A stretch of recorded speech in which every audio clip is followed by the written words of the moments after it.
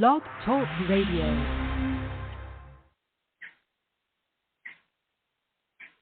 Good morning, people around the globe. Welcome to A Touch of Grace, Season 7, Episode 7, and the interview with Brooklen Borne, phenomenal writer. But first, some thoughts. In our lifetime, we are afforded the grace of making mistakes and learning from them. Not once, twice, but often more until we can emerge wiser. At birth, most of us are given direction. However, none were ever gifted with that book of knowledge that shields us from the dumb decisions we'll make. But with the passage of time, we usually come into our own and fill in the pages for generations to follow. Beyond a shadow of doubt, we enter this world with a clean slate. So our spirits are tampered with from cradle to grave. However, life presents us with an option of being able to confidently create our own narratives and to emerge from obscurity into our own genuine selves. Now, being a creative, we often face obstacles from those we love who don't quite get our vision and our dreams. But our spirits are not intended to be submissive to appease the fears of others. No, the higher power's divine grace gifted us with dreams to follow and mountains to climb. In this life, you either play the cards that you have been dealt or fold under the pressures to be what someone else believes you are to be. The choice is yours. Once again, welcome to Season 7, Episode 7 of A Touch of Grace. Today's guest is Brooklen Borne. He's a native New Yorker who grew up in the Brownsville section of Brooklyn. He began writing short stories in his sophomore year of high school. Upon graduating from high school, he enlisted into the military. And during his tenure in service, Brooklen had a chance to visit and live in some of the most exotic places in the world, meeting interesting people along the way. His life experiences had inspired him to write again, incorporating some of these people as characters into his literary work. Now, I'm going to read you some of the titles before I bring Brooklen on. He has a book called Five Boroughs, The City of Dreams. He has The Right Lover. He has Any Given City.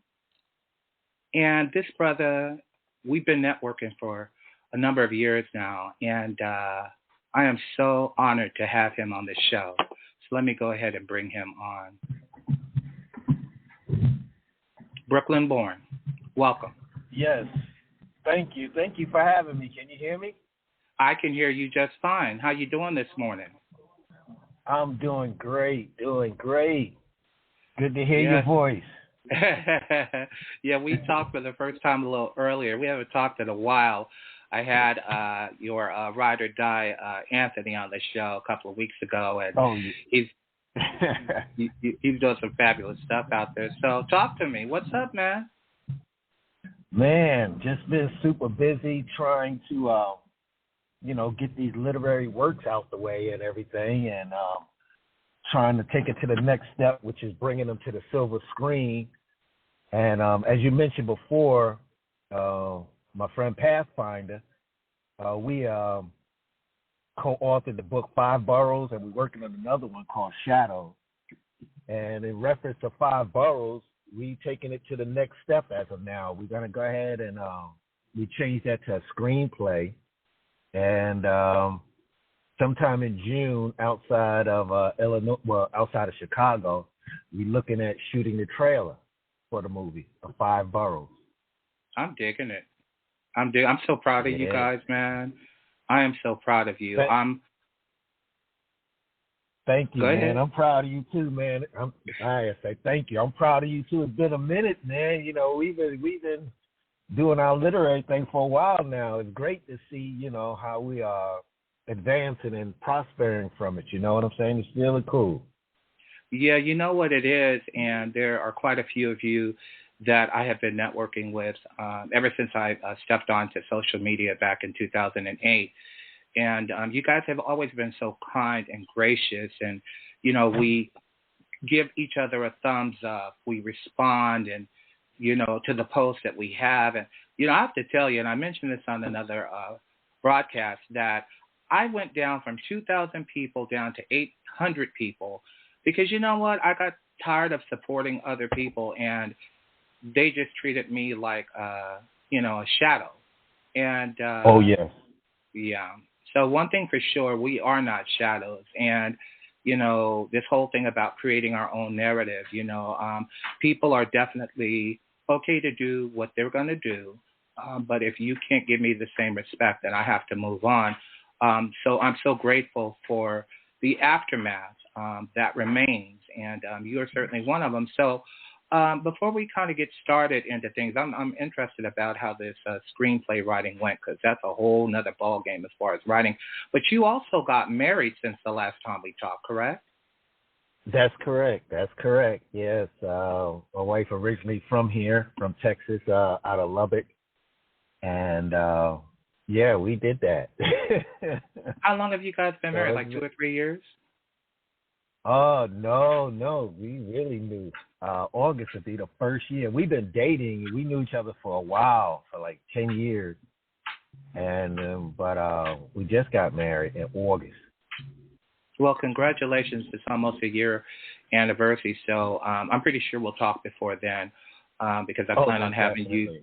Yeah, I plan on having both you and Anthony on at the same time, especially with your screenplay and then shooting of the trailer and all that. So for the people that are considering marriage, this is kind of like on a side note. Do you have any words of wisdom? I know it's only been a year. Well, the whole thing is make sure that you pretty much know each other, and meaning that because people can change when you live together. One person have their own place and the other have theirs, and then when you move and combine, things it change the the concept of how you used to be living by yourself. So you got to really know each other, and then you respect each other, because everybody's not like you and you're not like them. So you're going to have your ups and downs and everything like that, but, that's just life itself. So yeah. you just got to take it easy and slow, and if something you don't like, don't worry about it, because the next day it'll be gone or something like that. Or, you got to talk it out. It's all about communication. Yeah, it definitely is, and I appreciate you for spreading that. I look at a lot of mainstream couples, and they're together and then they break up, but but I also look at the ones that have lasted for years, and there's a lot of compromise in relationships, and I'm only speaking from a fly on the wall because I think the one relationship I had lasted 3 months, and once I got clean and sober, I was like, okay, unless it falls into my lap, I ain't really looking, and I'm okay with being single. So hey, nothing wrong with that. That's understandable. I mean, it's best to be single until the right person come along, and you can share your life and grow old with. Until then, it'll be a headache if you just jump into it and just not knowing, definitely. or definitely a lot of regret. It would be if you exactly. So now you hold an AS degree in criminal justice from, let me see if I say this right, Chaminade University in Honolulu, Hawaii. Yeah, Chaminade. So, yeah, it's called Chaminade. Yeah. Oh, thank you for correcting me, because I was like, I be butchering some of these words, man. All right, so you lived and me over both at times. especially on the air. But you lived over in Hawaii for a while, huh? Oh yes, like I said, when I was in the military, I was all over the place, and Hawaii was nice. I was in Oahu, so I was there for 3 years, and like I said, I finished up between deployments and everything. From there, I finished my AS degree there, And when I left there, I was in California, and that's when I was able to finish up my bachelor's in criminal justice in California. And how do you find time and make space? Because I know that for writing and doing all of those things. Yeah, I mean, you have to make the time. The thing is, in the military, when you're traveling, we might be on transport, aircraft, we're going somewhere, then you can do some writing that way. When you are not deployed and you're going to be a year there or 6 months prior to leaving out, that's when you'll be able to, get into some schoolwork there too. So it's just managing your time and making it happen in your priorities. If you know what you want to have before you get out the military or depart from there, if it's 2 years, 4 years, or 20 years, you have to set the time to reach those goals before you step out. Interesting. So, speaking of your stint in the military, I can't imagine some of the things that you have seen. And in your bio, you say that you've incorporated a lot into your writing. So when you are writing and you go into those spaces, does it ever really flare up emotions or,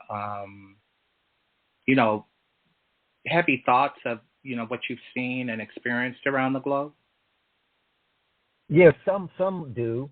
And some is just, you might happen to be in the airport somewhere, or you be in another country somewhere eating at a restaurant, and you see something happen, and you just have a mental note of that.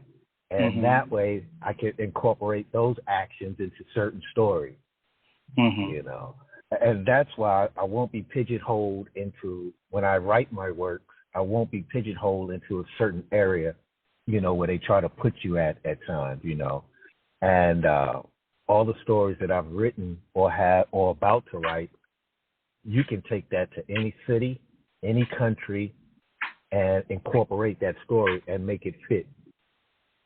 So, but I've seen some things out there that I normally wouldn't have seen if I wasn't in the military.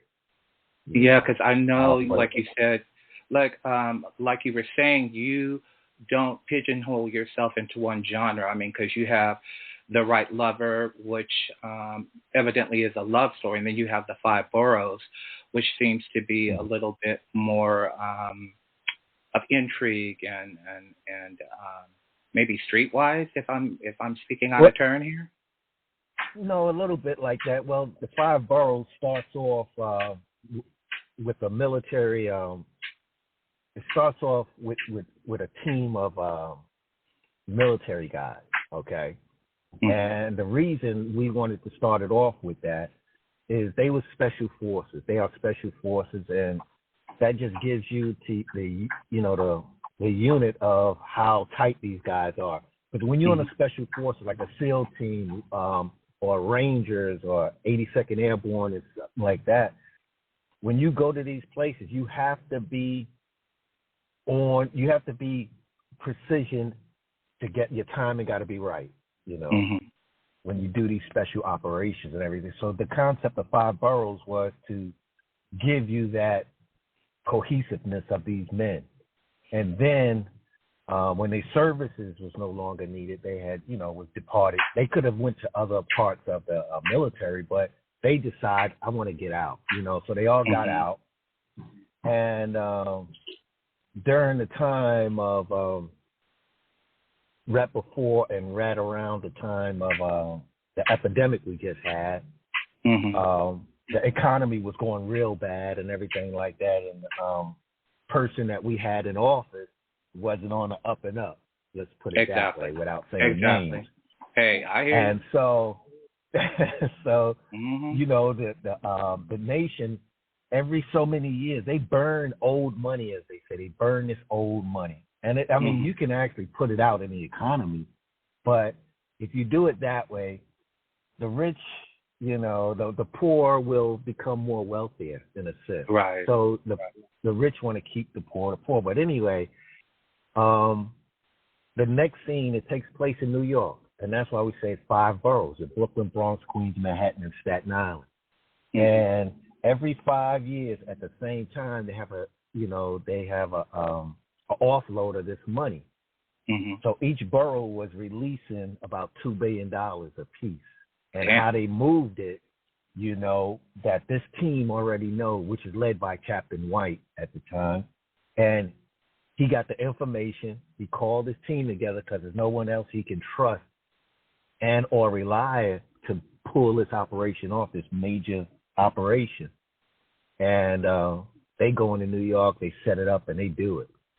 And the money wasn't for them.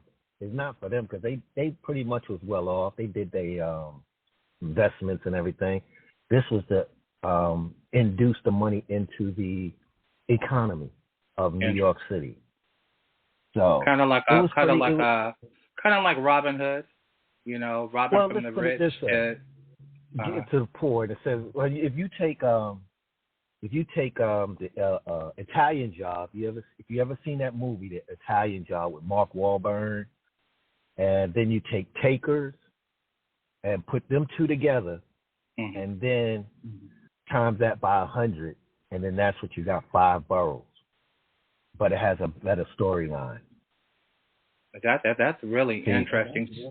Yeah, to be in a space to write that, you definitely have to have some understanding of the life, And let's talk about life. So you grew up in Brooklyn? Yes, I grew up in born and raised in Brownsville, Brooklyn, mm-hmm. and then later on in the years, my mom passed, and I moved out to Queens, New York. And that's where I attended high school out in Queens before joining Insurgents. And so, with that being said, writing that book of 5 boroughs with Anthony Pathfinder, being that he's originally from Jamaica, and he came to New York too when he was young, mm-hmm. and we can relate on this writing, on this collaboration for the story when it went to the New York part, Right. But, right. And yeah. How and I'm glad you brought that up. And hopefully I'm not jumping around on you, but to write, I've been a sole writer. How does the collab work? Do you write a chapter and he writes a chapter? Do you talk about it? How does that whole thing work?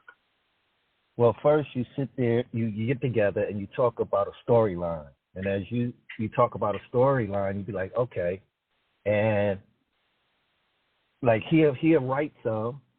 And then I can add on to it. Okay. And or I write, and then we'll check it out between each other. Say, okay, this is not going in the direction we want. Let's change this, or we can move this to this point. But you have to. It ain't no egos there. It's not like I want it this way and that way. Because sometimes I have written things. Most definitely. Sometimes I have written things, and Anthony was like, no, what you doing here? This don't belong here. And I was like, okay, yeah, I see what you, then, as he's saying, I got you. I see what you're saying. Right. And then I can change it and fix it. And he's like, there you go. You're on point now. I was like, okay, I just didn't understand the way what this piece was about. But it's give and take. And it's great when you with the right person and you can make it happen. It's a great, you can get through that storyline. It's really good. It's really good on collaboration. But you can't collaborate with everyone. Because some people egos get in the way, and then they it just don't work. There was something you. Go ahead. I was thinking, for example, just to give you some off the top of my head, if these guys had robbed the bank, and then they ran, they pulled into a gas station to try to hide from the police, but the police pulled up and surrounded them. Okay, just that piece alone, and they robbed the bank, they came to the gas station, police surrounded them. That there makes sense when 2 people is writing. Now, when you got 2 people writing totally separately, it's like this. The bank robbers robbed the bank, run into the gas station, and then the robbers were sitting in the car drinking, Coca-Cola. Now, where did they get the Coca-Cola from? Now, why is they sitting in the car drinking Coca-Cola? See how that doesn't make sense? Right. I get you. I get you. Yeah. So that's what I mean by you have to know. I like that because it's funny because the first of my 4 books, which I took off the market because, first of all, they were too damn big because I knew nothing about formatting. They were more of a purge. And then I go back and I kind of catch things. Like I said, wait a minute. Wasn't his aunt's name this and that? Because, when you are 200 or 300 pages in deep, it is so easy to miss something, Yes. So with your writing process, I like how you guys tag team on each other. I've never even thought about writing with somebody else. That's kind of cool.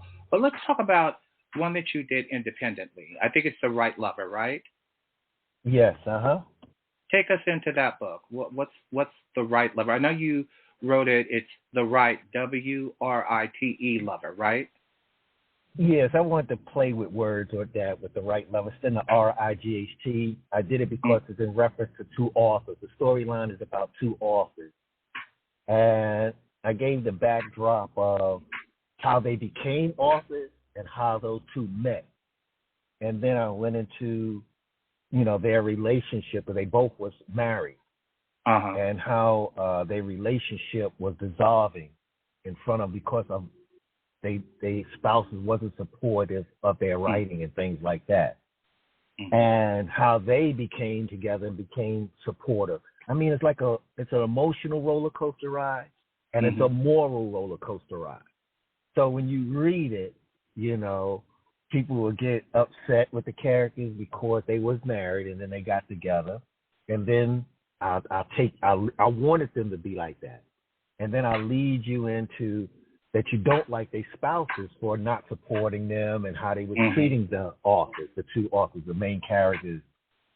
And then I ejected of a little bit of, you ever seen that movie? It's an old movie called The Imitation of Life.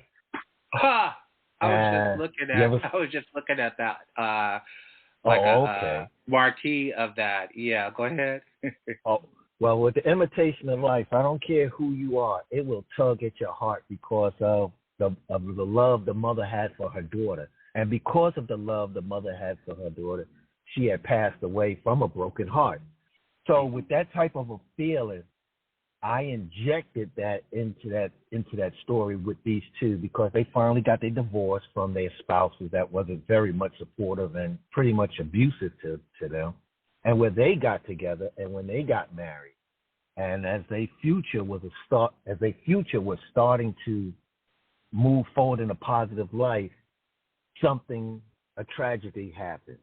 Ouch. And that's where I injected that part of Imitation of Life. I wanted that feeling, that hurt, that pain for the readers to, experience. And from pretty what I've been methodical. told, yes, it is. And from what I was told from family members and some strangers is that they loved that story and definitely that part of the story, and it made them tear up. And that's what I wanted, because I wanted to see that if it gets to the big screen or, like Netflix, anything like that, I want people to be able to experience and feel what I felt writing this story. So that's why I take the reader on an emotional roller coaster ride, a moral roller coaster ride. But at the end, it's just like you just take a deep breath. I enjoyed that read. And that's what I want the readers to get out of that as well. It's funny because I have read many books, and I definitely have got to read my fellow writers, you, Anthony, Savannah, and a couple of others. I have to read your works to kind of, see it in print. Listening to a book is cool because I'm listening to this guy's current book, Marlon Mikulski, who's going to be on the show in a couple of weeks. But there's something about holding a book and looking at the words. The one book that had me emotional like that was the late Elin Harris, It's Just As I Am. And it was when he talked about his friend getting sick, and as I'm reading that, words words invoked emotion. So my question to you, my friend, is when you are dallying in the emotional writing area, do you ever yourself tear up writing some things? Yes, well, I put myself in there. Matter of fact, with the right lover, that scene, when I was explaining that to someone else, I felt like it was actually happening. But I was wondering if I was able to translate exactly what I was feeling. Because, yeah, I got teary-eyed. Mm-hmm. That, can I put that emotion on paper and have the readers get that same feeling? And it did. It worked out. It worked out just like that. Man, I get it. I was blessed to have that happen like that. And it's just like, it's not just me just saying it. If anybody get it and see it near the end, they understand what I'm talking about. Okay. I had to give you an example. My cousin, she had called. One day I was in a movie, and I came out the movies, and I seen I had a couple of missed calls. This was some years back.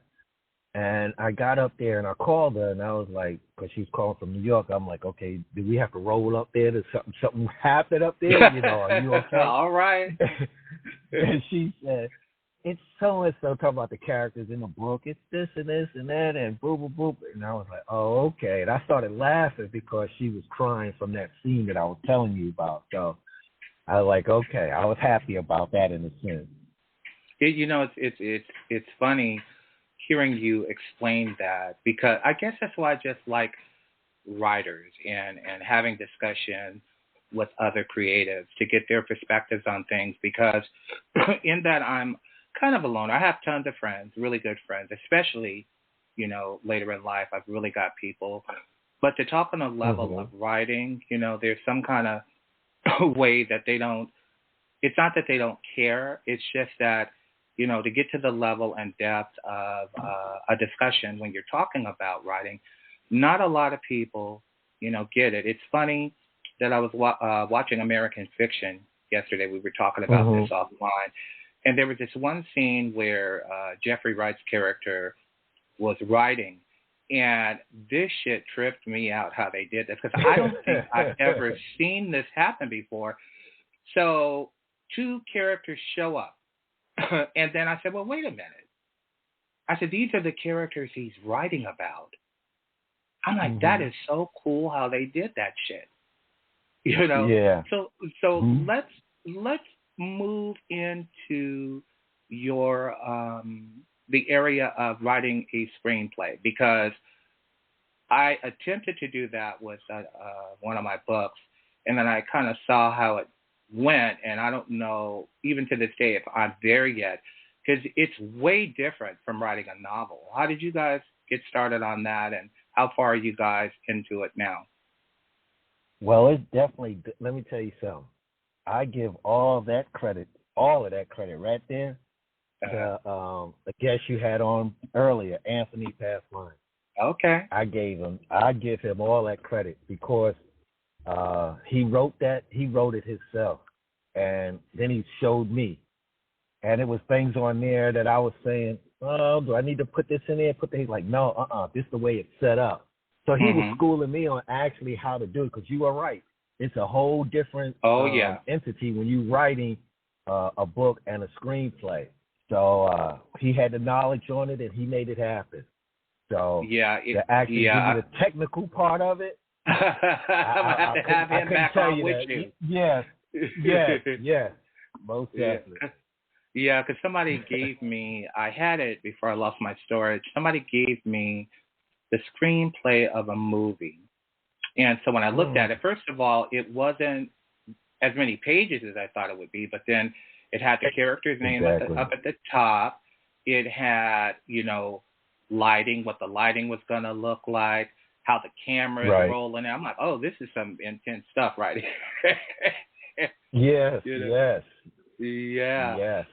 Because you got to do like for example, when you write a book, you're just writing, you're writing the story. When you're writing the storyline, you could say it was a sunny afternoon and A, B, and C. But when you're doing a screenplay, you got to say exterior. interior. Yep. You know, and then the light was dim. You got to actually, it's almost like visualizing. It is a very visual experience. Yes. Yes. Yes. Yeah, I remember the screenplay. It was Meet Joe Black. Somebody was visiting down there in Los Angeles, and they were talking about it. I think we were also, they brought it back for me, but I think we were also talking about, you know, what's out there. I was telling you that most of my visual stuff when I'm watching television is American fiction was probably the third movie I've watched this year. And then, of course, I'm going to go see Godzilla and King Kong because I love those movies. But, you know, my attention span has gotten so short because I'm digging around and, you know, I am, you know, I'm searching for something. You know, that's why it's taken me forever to write this sixth book, you know. I'm tired of us being drug dealers, you know. Not to knock anybody that likes that because, you know, 50 Cent, I think he's brilliant. I think that the shows that he put out there, you know, they were great. They had great actors and stuff like that. But I'm somewhere spiritual right now with all the loss and everything. So I just appreciate a different type of take on things, you know. And from the 5 boroughs, that sounds very interesting. When you were explaining it, it kind of reminded me of Set It Off, but it's not Set It Off. It's a different kind of thing, take. Yes, because see, in most of those stories, they was out for themselves. Where these guys, they not out for themselves. They out for the public. They want to inject money back out to them. So, it's a little different than Robin Hood and everything like that. Yeah, it's got a bit of a twist, and I think that's why I kind of identify with you guys so much, and why we've been friends for so long. You know, and on the subject of friends, you know, friends are friends. You know, you touch each other's lives, you go out and live your life, and then you come back together and you talk like there's no time that has lapsed. And you guys have always been in the wings, and I have been in the wings of your life, kind of knowing what's going on and everything with you. And then here we are talking live like no time has lapsed. So, question, your creative prowess, in the beginning when you were starting to chase your dream, I mean, you were in the military and everything, did you have people supporting you at the time, or did you have people that were like, oh, no, because my mom used to say, yeah, about that writing stuff. Now, when you go to that interview, don't mention that, right? Oh, no. I always had the support part. And the thing is, I didn't actually start writing. I wrote before I went in the military. I wrote, you know, in high school, but I never, my English teacher told me to, you know, put it in a statewide story thing they had going on at the time. And I never did because, you know, the streets was more entertaining to me. I like the streets, so I didn't take time to do that. Now, once I got in the military, it was certain areas that, you know, that we might be cleaning weapons. We're cleaning our weapons and everything. And it's like, how can I say, when you got a rapper that's real good, that can freestyle off the top of their head, and they just say things, and it's really good, like your DMX, you know, your Biggie and Tupac, like that. We used to do that. Somebody said, well, come up with a story. And they always ask me, come up with a story. And I had to think for a few seconds, and I just start coming up with a story. And as I'm telling them this story, like if somebody else was, like, say if you was to walk in and, you know, set your weapon down and you start cleaning it, you think I'm telling you something that's happening in real life. And when in actuality, I wasn't. I was just making up something right there to kill the time for everybody. Interesting. And I had they love that, I'm pretty sure. Oh, yes, definitely. And then, you know, this happened a couple of occasions. And I had a friend that said, you need to start turning that into, you know, books, into stories and stuff like that, because, I mean, it's really good. And once I got out, many years later, I started to do it and give it a go. And initially, did you submit to the big publishing houses in the beginning? No, it was one small publisher that I went to, but it wasn't nothing major. They wanted you to, when you're new and you don't know, they want you to be with them for 7 years, and you had to sell this many books and that many books. But the good thing about it, it wasn't. It was like a novella that I had, so it wasn't like a big novel or anything like that. So as I put that in as far as an experimental to see what was going on, I started writing other things, and then I was researching where I need to go and all of that, and then I started going into self-publishing, which is was a good way to get your works out there and start learning the business, learn the marketing, learning things like that, and that's when I tell a lot of authors that's coming up. And you said about having your book in your hand, besides the audio in your hand. When you're traveling and you have your book in your hand, people look, okay, and they see, okay, who is that? And they see the author, and they pull it up, and next thing you know, you got people ordering your book. They want to know what that's about as well. After they pull it up and read it, then they might order it. So you are marketing your work as you travel. I tell people that all the time. When you travel and you're an author, have your book where everybody can see it, and nice words of wisdom. You'd be very powerful. You'd be surprised at how many people start ordering your works and look at it and become fans of your work. And then on the flip side of that too, as you are coming up, you're gonna make errors like you and I just mentioned earlier, with the editing and everything like that. Don't be afraid to pull your book and re-edit if you have to. You look at it and re-edit it and get it cleaned up and put it back out there. Yeah, it's funny that you say that, because there was a friend of mine, longtime friend. She that girl crazy.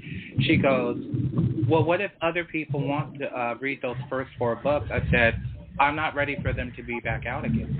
I have to take time to format them, edit them, and I said if they wanted.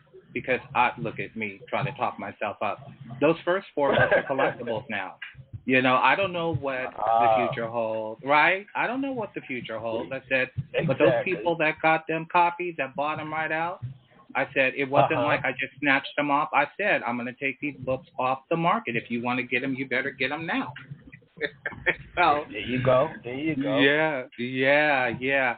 So, Brooklen, I am not going to take up too much more of your time. I just want to say that it is great that we're all of us, me, you, Savannah, Stephen Van Patten, who's going to be on the show next week. He writes the vampire stuff. Marlon Mikulski, who is going to be interviewed as well, that we're all still in the game. We are all still networking. So are you working on anything new currently besides the screenplay that you guys are going to shoot the trailer for? Oh, yeah.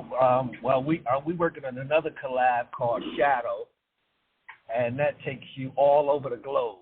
It's going to be, this story takes you into Africa, it's in Europe, it's in Asia, and it's sort of like a spy type movie. Here I go, movies. I'm speaking it to an existence. That's spy right. type novel. That's how you do novel. that. So there you go, for sure. So well, that's what I'm working on as far as that, and I'm working on as well a part 2 to The Right Lover too. Okay. So when I talked with Anthony, I think that book was the book that you guys wrote together. Their Eyes Are Watching. I'm going to order that one. I am going to order The Right Lover. And then I have to order one of Savannah's books too. And I'm currently listening to the audio of Marlon's books. And I got to reach in and to my little cabinet here to get some of Stephen Van Patten's vampire books. But, it's all about pushing each other and being there for each other, listening and rallying behind each other's success. So I just want to say from the bottom of my heart, thank you for being on the show. And for you guys listening, Brooklen Borne is the author that I have just been speaking to. His name is spelled Brooklen,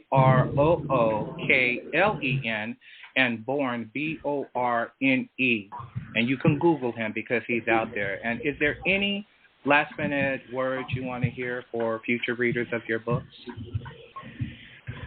Well, if the future readers, I hope you enjoy my work, and I hope it inspires you to read more and or to write your own works. And don't give up on your dreams. If you want to write a book, you can write a book. There's no specific way of writing a book.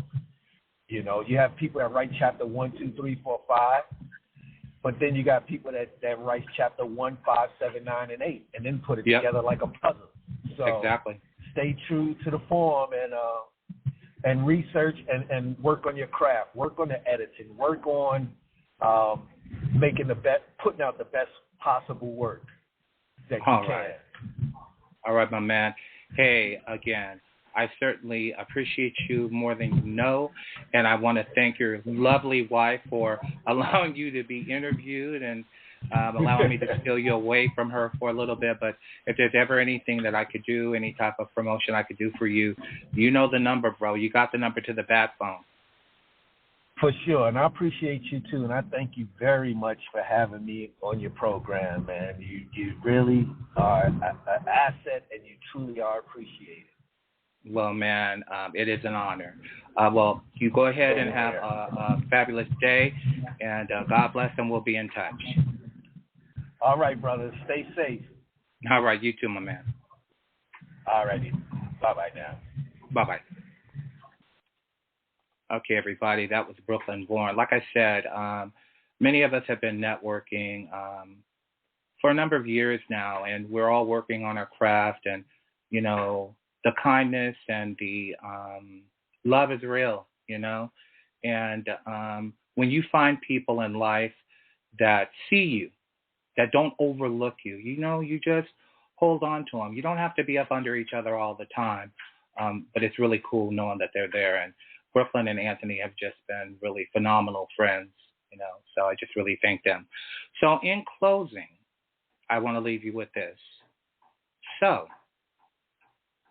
be of great courage living your life. When something isn't right, have enough self-esteem to move on. I'll be 62 years old next month. I was actually on the phone with Social Security.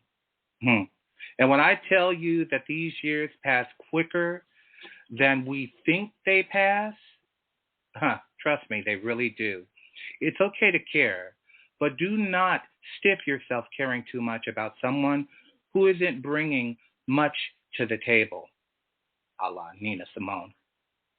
It's okay to let them eat alone.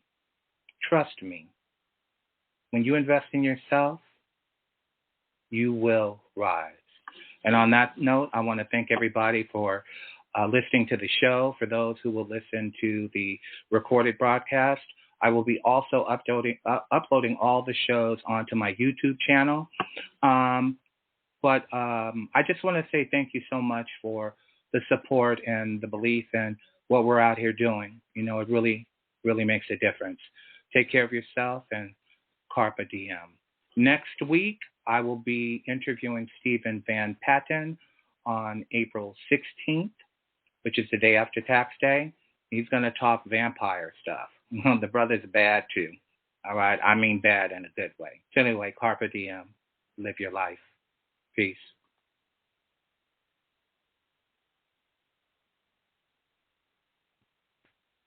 Thinking about retirement? O'Donnell Financial Group will help you make sense of it and build a comprehensive plan to fulfill your goals.